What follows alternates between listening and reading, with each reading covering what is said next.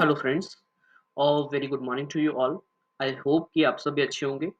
तो आज इस वीडियो में हम अपनी बिजनेस लॉ सब्जेक्ट को स्टार्ट करने वाले हैं, जो कि हेल्पफुल रहने वाला है हमारे सीए फाउंडेशन के स्टूडेंट्स के लिए, सीए में जो कर रहे हैं, बीकॉम प्रोग्राम, बीकॉम ऑनर्स या फिर एलएलबी, उन सभी स्टूडेंट्स के लिए हमारा ये जो कंटेंट है वो यूजफुल रहेगा। तो आज हम बात करेंगे बिजनेस लॉ के बारे में। सबसे पहले इस वीडियो के अंदर आप सभी को मैं बेसिक लॉज बताऊंगा कि जिसके बाद आपको बिजनेस लॉ के कंटेंट को देखने में मजा आएगा और आपको इंटरेस्टिंग भी लगेगा। सबसे पहले हम स्टार्ट करते हैं बेसिक लॉज के बारे में।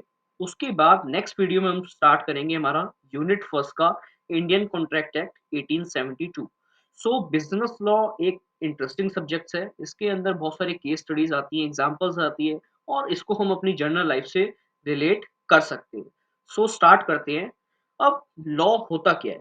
लॉ का बेसिकली मीन्स होता है कि रूल्स एंड रेगुलेशंस को इम्प्लीमेंट करना, ठीक है, रेगुलेट करना हमारी सोसाइटीज के अंदर, ताकि हम उसको एक अच्छी तरीके से मैनेज कर पाए। ठीक है, ये होता है हमारा बेसिकली लॉ का मीनिंग। ये आपको सारी स्लाइड्स दिख रही होंगी। इन सभी स्लाइड्स में हमने अपने नोट्स को कवर करा है। ये पूरा इन मटेरियल है सभी स्टूडेंट्स के लिए। सो बेसिकली हम बात करते हैं, हम सभी को पता है कि हमारी कंट्री में सबसे पहले क्या होता है, हमारे पास होती है सेंट्रल गवर्नमेंट और एक होती है हमारे पास स्टेट गवर्नमेंट। ठीक है, इसके बारे में हम सभी को पता है। तो हमारी इंडिया के अंदर कॉन्स्टिट्यूशन, ठीक है, जो हमारा कॉन्स्टिट्यूशन होता है उसके अंदर 7 शेड्यूल के अंदर हमारी 3 तरीके की लिस्ट आती है। सबसे पहली होती है हमारी लिस्ट फर्स्ट, जिसका नाम होता है यूनियन लिस्ट। क्या होता है? Union list. अब बात करते हैं हम लिस्ट 2 के बारे में, जिसका नाम होता है स्टेट लिस्ट। और थर्ड लिस्ट जो आती है हमारी वो होती है कॉन्करेंट लिस्ट। तो 7 शेड्यूल के अंदर जो हमारे कॉन्स्टिट्यूशन है, उसके अंदर हमारी 3 लिस्ट में हमारा पावर्स डिवाइड हो रखी है। ठीक है, गवर्नमेंट के पास कुछ ऐसी पावर्स हैं जिसके बेसिस पर वो लॉ बनाती हैं। तो फर्स्ट हम बात करते हैं यूनियन लिस्ट के बारे में। यूनियन लिस्ट क्या होता है? इसके अंदर कुछ ऐसे स्पेसिफाइड मैटर्स को लिया जाता है जिसके ऊपर खाली सेंट्रल गवर्नमेंट ही हमारी लॉ बनाती है। ठीक है, हमारी जो लॉ बनाने की पावर होती है वो सेंट्रल गवर्नमेंट के पास भी होती है, वो स्टेट गवर्नमेंट के पास भी होती है। तो इसी से हमारे को पता चलता है कि हमारी गवर्नमेंट के पास पावर है। लेकिन इन लिस्ट के बेसिस पर हमारी पावर्स को डिवाइड किया गया है, जिस सभी को हम इसमें पढ़ेंगे। तो फर्स्ट आती है हमारे पास लिस्ट फर्स्ट, जिसका नाम है यूनियन लिस्ट। इसके अंदर जितने भी सारे मैटर्स होते हैं वो सारी हमारी सेंट्रल गवर्नमेंट देखती है। जितना भी लॉ बनाने का काम होता है वो सेंट्रल गवर्नमेंट देखती है। आई होप क्लियर हो गया होगा। तो बात करते हैं लिस्ट नंबर 2। इसके अंदर होती है हमारी स्टेट लिस्ट। इसके अंदर जितने भी मैटर्स होते हैं उन सभी को कौन देखता है?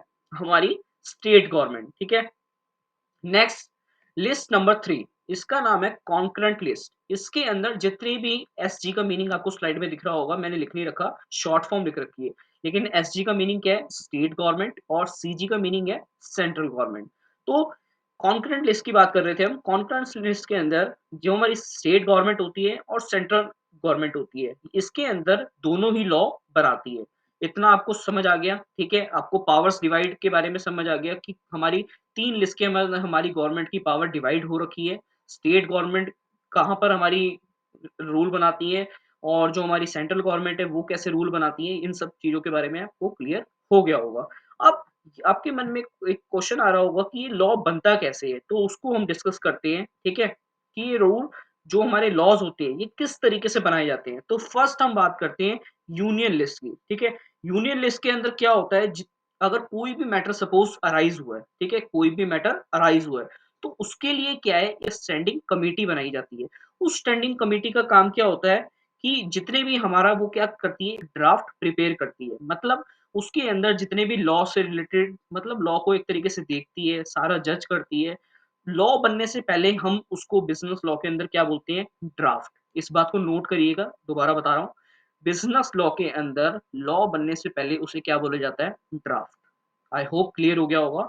तो जो हमारी स्टैंडिंग कमेटी होती है वो लॉज वगैरह को देखती है, सारा ड्राफ्ट प्रिपेयर करती है। उसके बाद वो किसके पास जाता है? कैबिनेट के पास जाता है। कैबिनेट के पास जितना भी सारा अप्रूवल है, जब अप्रूव वो हो जाता है, उसके बाद वो कहाँ जाता है? हमारा पार्लियामेंट में जाता है। ठीक है, पार्लियामेंट में अप्रूवल मिलने के बाद, ठीक है, सारे सिग्नेचर वगैरह होने के बाद, अप्रूवल मिलने के बाद वो कहाँ जाता है? हमारा प्रेसिडेंट के पास, ठीक है? जो हमारी इंडिया का प्रेसिडेंट है, उसके पास जाता है। जब वो उसपे सिग्नेचर कर देता है, उसी पॉइंट ऑफ टाइम पर वो हमारा लॉ कंसीडर हो जाता है, ठीक है? उसी पॉइंट ऑफ टाइम से हम उसको फॉलो करने लग जाते हैं। तो ये हमने बात करी किसके बारे में? सेंट्रल गवर्नमेंट के बारे में। ये मैंने आपको बताया सेंट्रल गवर्नमेंट किस तरीके से हमारे लॉ को प्रिपेयर करती है, ठीक है? अब लिस्ट 2 के अंदर हम बात करते हैं कि हमारी जो स्टेट गवर्नमेंट होती है, उसके अंदर भी फर्स्ट 2 स्टेप्स हमारे सेम होते हैं। अभी मैंने आपको बताया सेंट्रल गवर्नमेंट के पहले क्या होता है, कोई भी मैटर अराइज़ होता है, तो हमारी स्टैंडिंग कमेटी बनाई जाती है। स्टैंडिंग कमेटी के बाद हमारा वो कहाँ से जाता है? कैबिनेट के पास। कैबिनेट के पास जाने के बाद हमारा वो जाता है पार्लियामेंट के अंदर। सॉरी, मैं आपको एक चीज़ बताना भूल गया था। पार्लियामेंट में जब वो पूरा हमारा जो सिग्नेचर वगैरह अप्रूवल सब हो जाता है, उसके बाद वो जाता है हमारा लोकसभा में, ठीक है? कहाँ पे जाता है? लोकसभा में। लोकसभा में जाने के बाद वो कहाँ जाता है हमारा? राज्यसभा में। देन वो जाता है प्रेसिडेंट के पास जो हमारे इंडिया का है, ठीक है? वो हमारा सिग्नेचर करके उसको अप्रूव कर देता है। उसी पॉइंट ऑफ टाइम से हमारा लॉ कंसीडर हो जाता है, ठीक है? स्टेट गवर्नमेंट की बात करते हैं तो स्टेट गवर्नमेंट के अंदर फर्स्ट 2 स्टेप्स हमारे सेम रहते हैं। कोई भी मैटर अराइज़ हुआ, अब उसको कौन देखेगी? स्टेट गवर्नमेंट देखेगी, ठीक है? फर्स्ट वो स्टेट गवर्नमेंट के पास जाता है। उसके बाद वो क्या है? कैबिनेट के पास जाता है इसी तरीके से। कैबिनेट के पास जाने के बाद वो कहाँ जाता है? विधान परिषद। कहाँ जाता है? विधानसभा में। उसके बाद वो कहाँ जाता है? राज्यसभा में। इसी तरीके से हमारा जो प्रोसेस है वो अप्रूवल का, सिग्नेचर का सारा होने के बाद राज्यसभा से वो कहाँ जाता है? गवर्नर के पास। जब वो गवर्नर के सिग्नेचर हो जाते हैं, देन हमारा स्टेट उस स्टेट का पर्टिकुलर स्टेट का हमारा जो लॉ है, वो अप्रूव हो जाता है। तो ये हमने बात करी स्टेट गवर्नमेंट के बारे में कि हमारी स्टेट गवर्नमेंट किस तरीके से लॉ को प्रिपेयर करती है, ठीक है? ये कुछ बेसिक्स थे जो आपको पता होने चाहिए। लिस्ट नंबर 3 कॉन्करेंट लिस्ट के अंदर क्या होता है? हमारी जो स्टेट गवर्नमेंट होती है, सेंट्रल गवर्नमेंट, वो दोनों काम करती है। अब नेक्स्ट बात करते हैं हम, लॉ बनने से पहले मैंने अभी आपको बताया कि क्या बोलते हैं उसको? ड्राफ्ट बोलते हैं। आप सभी को दिख रहा होगा, ठीक है? कि लॉ बनने से पहले उसे क्या बोला जाता है? ड्राफ्ट बोला जाता है। ये सारे नोट्स मैंने प्रिपेयर करे हैं, ठीक है? तो इनको आप कंसीडर कर सकते हैं जब आप रीडिंग्स कर रहे हैं, ठीक है? अब कोई भी क्या होता है जब हम लॉ बनाते हैं तो उसके अंदर क्या है, कोई चेंजेस आ जाते हैं। अब आपके एक और मैं आपको बताना चाहूँगा एक बात और कि ये हमारी लिस्ट तो बन गई, ठीक है? आपने देख लिया किस तरीके से हमने पावर्स को डिवाइड किया, ठीक है? उसके बाद हमारी स्टेट गवर्नमेंट का काम क्या है, सेंट्रल गवर्नमेंट का काम क्या है। जब ये लॉ बन गया, तो इसमें पीपल का क्या रोल है? आपके माइंड में क्वेश्चन आना चाहिए, अगर आ रहा है तो मैं उसको आंसर दे रहा हूँ कि पीपल का क्या रोल है? पीपल का भी रोल होता है, ठीक है? जब ये हमारे लॉज़ बन जाते हैं, ठीक है? जो लॉ बन रहे होते हैं, तो उसके अंदर पब्लिक ओपिनियन के लिए जो हमारे टेलीविज़न्स हैं, जो हमारे न्यूज़पेपर्स हैं, उसके अंदर ये ड्राफ्ट को प्रिपेयर किया जाता है, ठीक है? हमारे को ड्राफ्ट शो किया जाता है। पीपल ओपिनियन के बाद अगर क्या होता है, जैसे हमारा राज्यसभा में गया, राज्यसभा में जाने के बाद लोकसभा में, जब राज्यसभा से लोकसभा में वो आया, अगर उसको क्या हो गया, वो डिनाई हो गया, उसका जो प्रपोज़ल था वो क्या है, डिनाई हो गया, तो वो फिर दोबारा किसके पास जाता है, स्टैंडिंग कमिटी के पास जाता है। बात को समझिएगा आराम से, ठीक है? ये जो बिज़नेस लॉ है बहुत इंटरेस्टिंग है, एक बार इसको समझेंगे, ये कुछ बेसिक्स हैं, जब हम इंडियन कॉन्ट्रैक्ट को पढ़ेंगे, तो पूरी अच्छी तरीके से आपको क्लियर हो जाएगा। तो अभी मैंने आपको बता रहा था कि जब हम कोई भी क्या करते हैं, जैसे हमारा लोकसभा में गया, लोकसभा से बाद राज्यसभा में गया, राज्यसभा में अगर वो अप्रूव नहीं हुआ, तो वो दोबारा से किसके पास आ जाता है? स्टैंडिंग कमिटी के पास, ठीक है? स्टैंडिंग कमिटी के पास आने के बाद अगर उसमें कोई दिक्कत होती है, तो वो क्या है? दोबारा स्टैंडिंग कमिटी उसको देखती है, सारी चेंजेस वगैरह करती है। चेंजेस को हम बिज़नेस लॉ के अंदर क्या बोलते हैं? अमेंडमेंट। क्या बोलते हैं? अमेंडमेंट। इस बात को नोट कर लीजिएगा। चेंजेस को क्या बोलते हैं हम बिज़नेस लॉ के अंदर? अमेंडमेंट। आई होप क्लियर हो गया होगा। तो इस तरीके से हमारे कुछ जो लॉज़ हैं वो फ़ॉलो किए जाते हैं। अब हम सेकंड बात करते हैं कि जो हमारा आर्टिकल पहले था 370, उसके अंदर हमें जितने भी रूल्स थे वो खाली कहाँ पर अप्लाई होते थे? जम्मू एंड कश्मीर में, ठीक है? लेकिन अब ये 370 इसकी हम डिटेल डिस्कशन किया करते थे, लेकिन अब जो हमारा 370 लॉ है, ये हट गया है, जिसकी वजह से अब जितने भी सारे रूल्स हैं, वो पूरे स्टेट्स में अप्लाई होते हैं, ठीक है? Including Jammu and Kashmir. So अब बात करते हैं ड्राफ्टिंग ऑफ लॉ के बारे में। अब जो हमारा लॉ है वो किस तरीके से प्रिपेयर किया जाता है, ठीक है? उसकी जो थ्योरी होती है लॉ की, उसी को हम बोलते हैं एक्ट। क्या बोलते हैं? एक्ट। इस बात को ध्यान रखिएगा। Preparing theory of making law is called act. उस अब जो हमारा एक्ट होता है, वो क्या है? चैप्टर्स के अंदर डिवाइड होता है। आप सभी ने देखा होगा कि हमारे स्कूल्स में जैसे बुक्स में क्या होते थे? चैप्टर्स। तो इसी तरीके से जैसे हमारा चैप्टर हो गया, इसके अंदर हमारे चैप्टर जैसे हम इंडियन कॉन्ट्रैक्ट का एग्ज़ाम्पल ले लेते हैं, तो इंडियन कॉन्ट्रैक्ट के अंदर क्या है जैसे chapter first nature of contract, उसके बाद चैप्टर सेकंड आता है हमारा कंसिडरेशन। तो इस तरीके से हमारे चैप्टर्स में हमारी जो ये पूरी लॉ है, ये डिवाइड है। तो एक्ट के अंदर हम देखेंगे एक्ट जो हमारा है, वो चैप्टर्स में डिवाइड है। चैप्टर्स फिर नेक्स्ट हमारा डिवाइड है सेक्शंस में। सेक्शंस हमारा डिवाइड है सब सेक्शंस में, ठीक है? सब सेक्शंस भी हमारा डिवाइड है क्लॉजेस में एंड नेक्स्ट सब क्लॉजेस में, ठीक है? इस तरीके से हमारा कुछ डिवाइडेशन चलता रहता है, ठीक है? इसी तरीके से हमारा लॉ प्रिपेयर होता है। एक्ट डिवाइड होता है हमारा चैप्टर्स में, चैप्टर्स होता है हमारा सेक्शंस में, then subsections, then clauses, then sub clauses, ठीक है? Very good.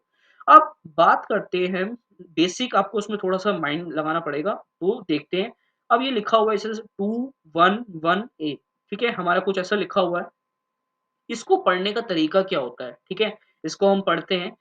सिंपल मैं आपको जितना बता रहा हूँ पहले उसको देखिएगा, ठीक है? बाकी एग्ज़ाम्पल्स मैं आपको देता ही रहूँगा टाइम टू टाइम। तो फर्स्ट हम देखते हैं 2 लिखा हुआ है। अब 2 को हम क्या बोलेंगे? सेक्शन।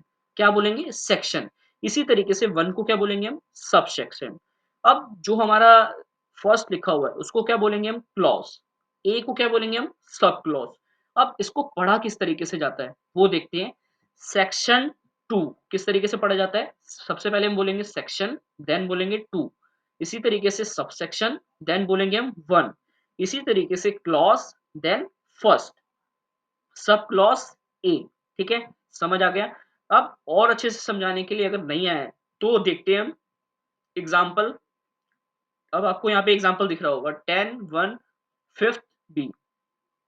इसको कैसे हम पढ़ेंगे? जैसे हमने बोला सेक्शन 10, ठीक है? समझ आ रहा है? उसके बाद subsection 1, then clause 5th, then sub clause B, ठीक है? इस तरीके से हम इसको पढ़ेंगे, ठीक है? अब एक और एग्ज़ाम्पल देख लेते हैं, अभी भी आपको समझ नहीं आया है तो। जैसे section 5, sub section A, Claus 3rd, सब क्लॉज़ ए, ठीक है? इस तरीके से हम इसको लॉ को रीड करते हैं। नेक्स्ट, अब ऐसा भी हो सकता है आपको दिख लिखा हो 234, तो इसको कैसे पढ़ेंगे हम? सेक्शन 2 सब सेक्शन 34, ठीक है? इस तरीके से भी आ सकता है। तो ये हमने देख लिया कि हम सेक्शंस को किस तरीके से रीड करते हैं। अब हम नेक्स्ट मूव ऑन करते हैं। अब आपको यहाँ पे दिख रहा होगा सेक्शन 2(1). अब इसको हमने क्या पढ़ा? सेक्शन 2 सबसेक्शन 1, ठीक है? इसी तरीके से सेक्शन 2 2 सबसेक्शन एंड सबसेक्शन 2, इसको हमने इस तरीके से पढ़ा। यहाँ पर थोड़ा-सा माइंड पे ज़ोर डालने की ज़रूरत है। ये बिज़नेस लॉ बहुत ही ईज़ी सब्जेक्ट है, अगर मुश्किल होता तो मैं नहीं पढ़ाता, ठीक है? ये ईज़ी सब्जेक्ट है, इसीलिए मैं आपको पढ़ा रहा हूँ।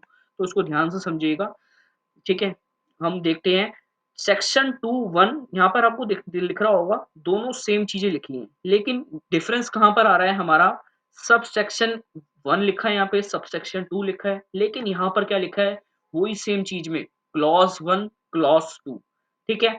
अब मैं आपको एग्ज़ाम्पल से समझाता हूँ, जैसे एग्ज़ाम्पल यहाँ पे लिखा हुआ है। अब सेक्शन 2, अब कोई भी हमने सेक्शन ले लिया, 2 नहीं है ज़रूरी, हम 4 भी ले सकते हैं, 5 भी ले सकते हैं। तो सेक्शन 2 ले लिया हमने, ए आ गया इसमें बिल्डिंग, सेकंड आ गया हमारे पास कस्टमर, सी आ गया हमारे पास सेक्शन 2 के अंदर ही, सी आ गया हमारे पास डेटर।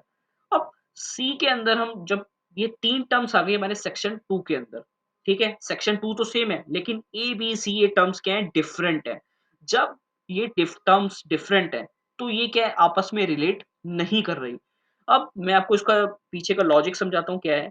हम यहाँ पर क्या है, अभी मैंने आपको बताया था क्या बोलते हैं हम? सेक्शन, देन आता है हमारा सबसेक्शन, ये इसी तरीके से डिवाइड होता है। लेकिन कुछ-कुछ सर्कमस्टांसेस में क्या है, ये चेंज हो जाता है। ऐसा क्यों होता है? उसका रीज़न ये है कि जब हमारा जो सेक्शन 2 है, अगर उसके अंदर सारी टर्म्स रिलेट कर रही हैं आपस में, तो हम उसको सेक्शन नहीं पढ़ेंगे। क्या पढ़ेंगे?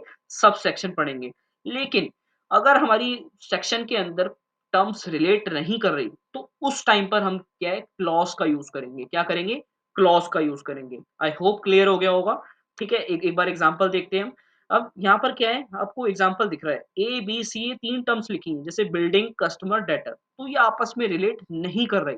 तो ये क्या है? Not related to each other. यहाँ पर लिखा हुआ है, आपको दिख रहा है, not related with each other, मतलब ये आपस में रिलेट नहीं कर रही। इसीलिए हमने यहाँ पे क्या लिखा है? सेक्शन 2 एंड 1 की जगह पे क्या लिखा है? क्लॉज़ 1, ठीक है? मेन रीज़न उसका ये है। अब यहाँ पर अगर क्या होता, अगर यहाँ पर होता बिल्डिंग ए की जगह पे, नीचे होता रॉ मटेरियल, ठीक है? देन यहाँ पर होता इसी से रिलेट करता हुआ होता, तो यहाँ पर हम क्या लिखते हैं? सबसेक्शन। बात क्लियर हुई?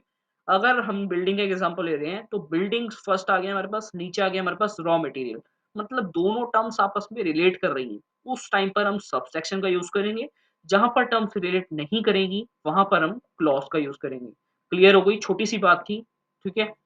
नेक्स्ट अब बात करते हैं हम डेफिनिशंस की, ठीक है? हमारे जो बिज़नेस लॉ है, इसके अंदर बहुत सारी डेफिनिशंस आएगी। अब ये जो हमारे सेक्शन है, इसके अंदर कुछ वर्ड्स आते हैं, जैसे हमारा ऑफर आ गया, एक्सेप्टेंस आ गया, एग्ज़ाम्पल मैं आपको दे रहा हूँ, ठीक है? ऑफर, एक्सेप्टेंस, इस तरीके से हमारे कुछ वर्ड्स आते हैं, तो वो क्या है? हमारी डेफिनिशन। अब उस डेफिनिशन को किस तरीके से पढ़ना है, किस तरीके से उसका मीनिंग फाइंड करना है, उसके बारे में हम देखेंगे। फर्स्ट हम देखते हैं, जैसे 1 सेकंड। यहाँ पर क्या है, आपको दिख रहा होगा ये जो हमारी डेफिनिशन है, जैसे हमने ऑफर ले लिया, एक वर्ड ऑफर, उसके अंदर सेक्शन 4 हमने ले लिया एक बिल्डिंग, ठीक है? एग्ज़ाम्पल हमने ले लिया क्या? Section 4 building. अब सेक्शन 4 बिल्डिंग के अंदर हमारी जो बिल्डिंग है, एक ये डेफिनिशन आ गई, ठीक है? इसी तरीके से अब हमारे को बिल्डिंग की डेफिनिशन को फाइंड करना है। क्या करना है? बिल्डिंग की डेफिनिशन को फाइंड करना है। तो बिल्डिंग की डेफिनिशन को हम उसी सेक्शन में, जैसे सेक्शन 4 है और बिल्डिंग है, तो सेक्शन 4 में ही फाइंड करेंगे। क्या करेंगे? 4 में ही फाइंड करेंगे। अगर जैसे हमारे पास कोई अनसीन पैसेज होता है, पैराग्राफ दे रखा होता है, हमारे को उसकी डेफिनिशन निकालनी होती है, तो हम क्या है, पूरे पैराग्राफ को देखते हैं। लेकिन इसी तरीके से यहाँ पर क्या है, सेक्शन 4 बिल्डिंग है, तो हम बिल्डिंग की डेफिनिशन को पूरे पैराग्राफ में नहीं देखेंगे, पूरे सेक्शंस में नहीं देखेंगे, हम खाली देखेंगे सेक्शन 4 में, ठीक है? अगर सेक्शन 4 में हमारे को उसकी डेफिनिशन नहीं मिल रही, तो हम अनदर सेक्शन में नहीं जाएँगे। आपको यहाँ पे क्रॉस दिख रहा होगा, हम किसी और सेक्शन में नहीं जाएँगे। हम कहाँ पर जाएँगे? सेक्शन 2। अब सेक्शन 2 में होता क्या है? सेक्शन 2 में सारी डेफिनिशंस ही दी होती है, ठीक है? जितनी भी सारी डेफिनिशंस होती है, वो कहाँ पर मिलती है हमारे को? सेक्शन 2 में। अगर हमारे को सेक्शन 4 में कोई डेफिनिशन नहीं मिल रही, ठीक है, बिल्डिंग की, तो हम कहाँ पर जाएँगे? सेक्शन 2 में। अगर हमारे को सेक्शन 2 के अंदर भी कोई डेफिनिशन नहीं मिल रही, तो हम कहाँ जाएँगे? जनरल क्लॉज़ एक्ट में। जनरल क्लॉज़ एक्ट क्या होता है? एक ऐसा एक्ट होता है, ठीक है? जिसके अंदर सारी स्पेसिफिक डेफिनिशंस दी होती है। कुछ वर्ड्स की डेफिनिशंस दी होती है। अगर उस वर्ड्स की डेफिनिशंस में भी वो नहीं दे रखा होता, तो हम कहाँ जाएँगे? कॉमन पैरालेंस, ठीक है? मतलब क्या होता है कॉमन पैरालेंस का? कि जैसे हमारी बिल्डिंग है, तो बिल्डिंग की हम क्या है, जनरल अंडरस्टैंडिंग के हिसाब से उस मीनिंग को अंडरस्टैंड कर लेंगे। जैसे बिल्डिंग का डिफरेंस मीनिंग क्या होता है? सिंपल मीनिंग अगर हम देखें बिल्डिंग का क्या होता है? कि हमारी एक प्रॉपर्टी, ठीक है? तो इस तरीके से हम डेफिनेशंस को, मीनिंग को फाइंड आउट करेंगे। आई होप क्लियर हो गया होगा। एक बार आपको दोबारा बता देता हूँ कि डेफिनेशंस को किस तरीके से फाइंड आउट करेंगे। अगर जो हमारी डेफिनेशन है, सपोज़ हमारी सेक्शन 4 के अंदर ऑफर की डेफिनेशन है, ठीक है? किसकी डेफिनेशन है? ऑफर एक वर्ड है, उसकी डेफिनेशन हमारे को फाइंड करनी है।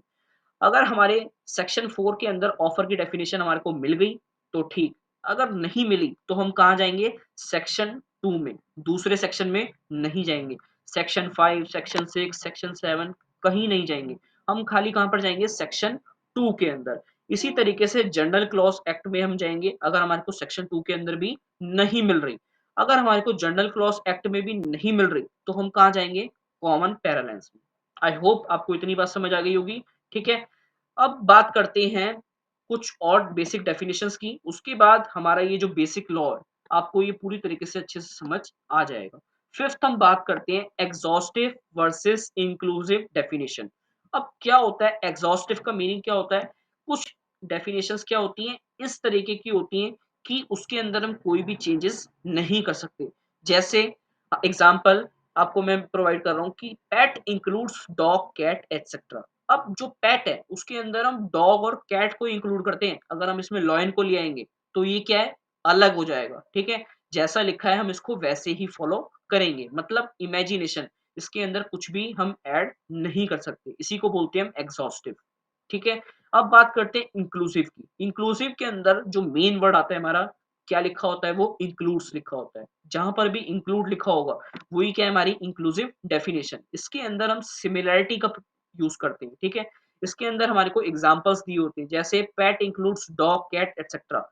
अगर पेट के अंदर हम रैट को डालेंगे, तो वो भी क्या है, हमारा पेट के अंदर आएगा, मतलब एग्ज़ाम्पल्स के अंदर आएगा, ठीक है? सिमिलर हो जाएगा। लेकिन अगर हम यहाँ पे लायन का डालेंगे, तो वो सिमिलर नहीं होगा। तो इसी तरीके से जहाँ पर इंक्लूड्स वर्ड लिखा होता है, वहाँ पर हम क्या लेते हैं, इंक्लूसिव। ये भी हमारा बिज़नेस लॉ में जनरली देखा जाता है, ठीक है? अब एक और हम टर्म की बात करते हैं, ये भी मेन टर्म है, इसको याद रखिएगा, शेल। अब बेसिकली कहीं-कहीं क्या है, शेल का यूज़ किया जाता है और मे का यूज़ किया जाता है। तो इसके बीच में डिफरेंस क्या है? जहाँ पर भी शेल हमारे को दिखाई देगा, उसका मीनिंग क्या होता है, मैंडेटरी, ठीक है? जैसे हमारा लिखा आ गया शैल बी एक्सेप्टेड, क्या लिखा आ गया? जैसे हमारा शैल बी